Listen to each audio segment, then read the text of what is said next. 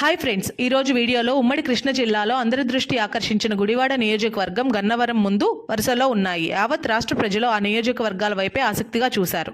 అపోనెంట్స్ని ఎంత మాట అనడానికి అయినా వెనుకాడని కొడాలి నాని, వల్లభనేని వంశీలు ఆ నియోజకవర్గాల నుంచి పోటీ చేయడమే అందుకు కారణం. తన మన అనే భేదం లేకుండా ఎవరి మీద అయినా విరుచుకుపడుతూ దూకుడు ప్రదర్శించే ఆ ఇద్దరిలో పోలింగ్ రోజు ఆ స్పీడ్ కనిపించలేదు. ఇక వల్లభనేని వంశీ అయితే పోలింగ్ మేనేజ్మెంట్ మీద దృష్టి పెట్టకుండా సెల్ఫ్ మేనేజ్మెంట్ చేసుకోవడం మీద పడ్డట్టు కనిపించాడు. ఇది ఇలా ఉంటే పోలింగ్ రోజున గుడివాడ వైసీపీ అభ్యర్థి అయిన మాజీ సిట్టింగ్ ఎమ్మెల్యే కొడాలి నాని వ్యవహరించిన తీరు ఇప్పుడు నియోజకవర్గంలో చర్చనీయాంశంగా మారిందనే చెప్పవచ్చు. ఓట్ల పండగ రోజు కొడాలి నాని తన ఇంటికి పరిమితమైనట్లుగా తెలుస్తోంది. ఇదంతా చూస్తుంటే వంశీ నాని ఓడిపోతానని వారికి తెలిసి ఇలా గొడవలు చేస్తున్నారు అన్నట్లుగా అనుకుంటున్నారు.